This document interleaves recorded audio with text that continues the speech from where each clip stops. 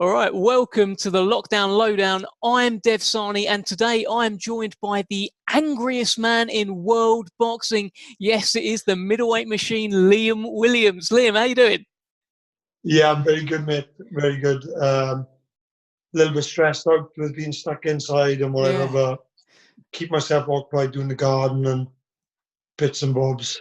Yeah, I mean, one of my initial thoughts when we did all get into lockdown, and I was thinking about, the different boxers in the stable, how is the angriest man in world boxing going to cope with being locked up indoors all day? How are you coping? To be honest with you, I've been going a bit mad, but I've been doing a little bit of training, just a couple of runs and just trying to keep ticking over. But last couple of days, I just decided to start doing the garden and dug it all out, and I brought in a little bit of help now. Right. But they're up there now working, just gonna get it patio and slabbed and stuff tomorrow. So we'll go at a good bash and kept me busy for a couple of days, with hardcore and knocking walls down, loads of crap, to be honest with you, but it's kept me busy. And I think when it's done, I'll appreciate it more because I've, put a bit of elbow grease in myself, I mean, when was the last time you went this long without punching someone in the face? A while. Yeah. A good while. A couple of years, probably. And have you got like a kind of daily workout routine? Is there anything you're doing to make sure you're ticking over other than the gardening? Not really. I just wake up and see what I feel like. I might go for a run. I might ride a road bike. I might just go and do a couple of runs in the bag. I got a gym, which is owned by a couple of members of my family down the road. So I can go and use that as just a bag. It's not amazing, but it's got the basics, you know what I mean? Yeah, and I also saw the Nintendo Wii, which you seem to have incorporated into your routine as well. How's that going? Yeah, some fun. I haven't played on it for a while now, the last couple of days, but it's good. Kept me occupied for a little bit, So anything to keep my mind ticking over. Indeed, keep you out of trouble. Now let's talk about Demetrius Andrade. Now you've been gunning for him a little bit on Twitter. You are his mandatory. He's got to fight you or vacate. You've been gunning for him. You've been tweeting him. His nickname is Boo Boo. You've been calling him Poo Poo. You've threatened that it's going to be raining dreadlocks everywhere. I have never seen this man reply to you. Why is that? He's just a shit house, and he don't want any confrontation with me. He just doesn't. He just seems to choose to ignore it all. But I don't know. Does it to me? To be honest, it was just kind of a bit of fun. Like I don't know the guy. I don't really dislike him. It's a bit of fun. So keeps me occupied. Yeah, well, but the thing is, all I keep hearing is no one wants to fight Demetrius Andrade. Everyone's avoiding Demetrius Andrade. You're sitting right there, up in arms. You'll fight him, wouldn't you? Yeah. Who gives a shit about Demetrius Andrade? He's not to be feared, is he? He's good, but he's not doesn't gonna kill her, is he? Do you know what I mean? Why would everybody be so be avoiding him so much? I just don't really understand it because I see a lot of weakness in him, and I fully believe I can beat him. I ain't gonna need any judges either. Big statement. So you're suggesting if you get your hands on him, you're going to knock him out just like you knocked out Atlantis Fox in your last fight? 100%. 100%. I feel he's very good. He's technically very good for 4, 5, maybe even 6 rounds. He runs out of ideas. Very reckless at times. There's a lot of things I've picked up, to be honest. I think he's, very beatable.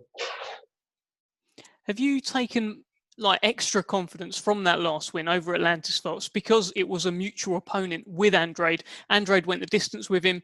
You got him out of there. I think, what was it, 3, 4, 5 rounds? It didn't take you very long, did it? It was 5 rounds in it. So it was.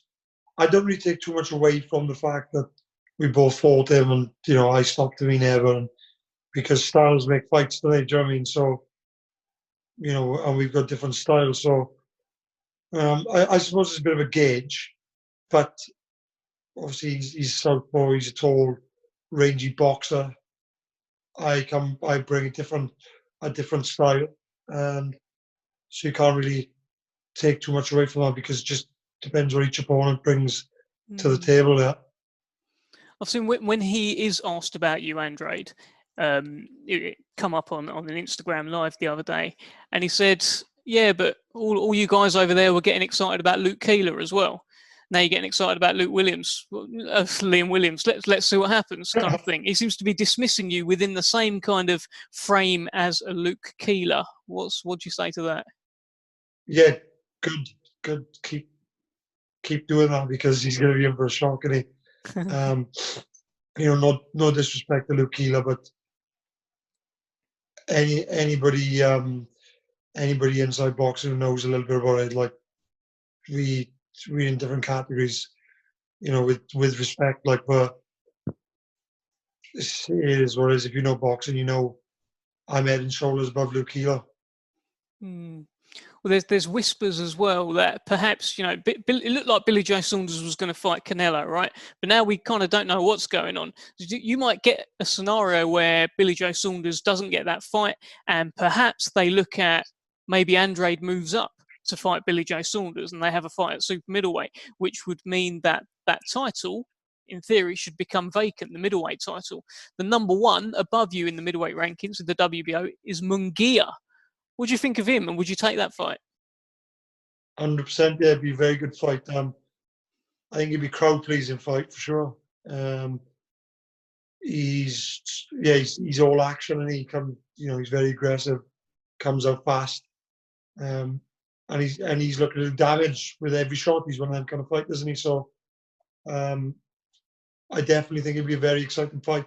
Since that fight with Smith, I've come on, as I think anybody's noticed, like, loads, and I feel like I'm much more well-rounded fighter now, whereas before I think it was probably a little bit inexperienced. I've had that couple of extra fights now, and I'm on a good roll, so I definitely think I can beat Munguia as well in a very hard fight.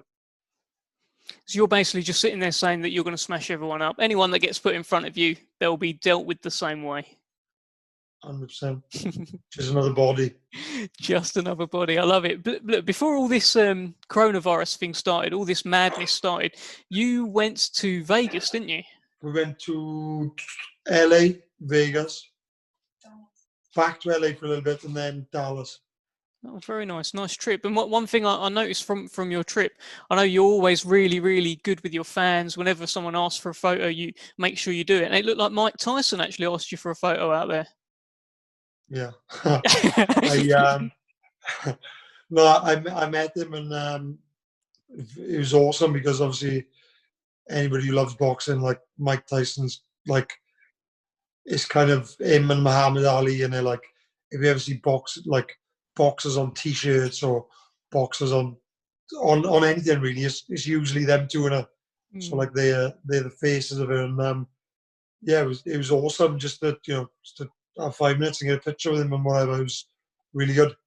It's the and whatever that I'm interested in. What did you talk about? If you managed to get 5 minutes with him, that's amazing. What did he give you any advice or what? To be honest, he didn't, but to be honest, he was just smashed out of his brain. Okay. No, he was there. He just smokes weed all the time, doesn't he? Yeah, so he does. He's just like away with the fairy. He's like, he didn't know what day it was. That's I just had a photo of him. I was like, yeah, nice to meet you. But yeah, man, just his eyes were half closed.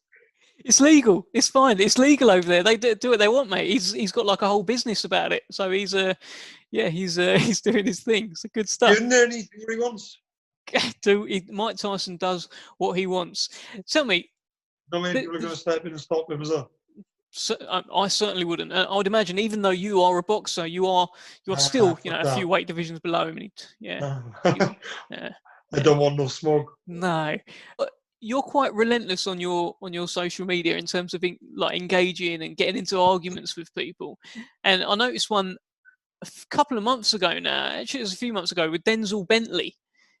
How did that all come about? To be honest, I can't remember exactly, but it was something like, he didn't call me out, but he was like, he just put something out, like basically saying that he was coming for me type thing, yeah. Mm-hmm. So that's not a bad thing. He's ambitious, yeah. Yeah. So, which is good. We've all been there, but I just felt like I had to just make him know where he was at, put him in his place. To be fair, I spoke to him and he seems sound guy, so I have no problem. Do you know what I mean? That's it. You were in his position once before as well. You were, the young guy coming through. Yeah, sometimes you have to do that kind of thing. Yeah. He's chasing the bigger. He's trying to take that step forward, isn't he? All right. Can't blame him. Yeah, exactly. Well, Liam, thanks for checking in and talking to the Lockdown Lowdown. Any final word to the fans? Anything you can say to deter people from going out sunbathing this weekend? Just rough it out, guys. Keep it clean. Stay healthy. All good advice. All right. Cheers, Liam. I'm sure I'll speak to you soon, mate. Take care, Dan. Thank you very much.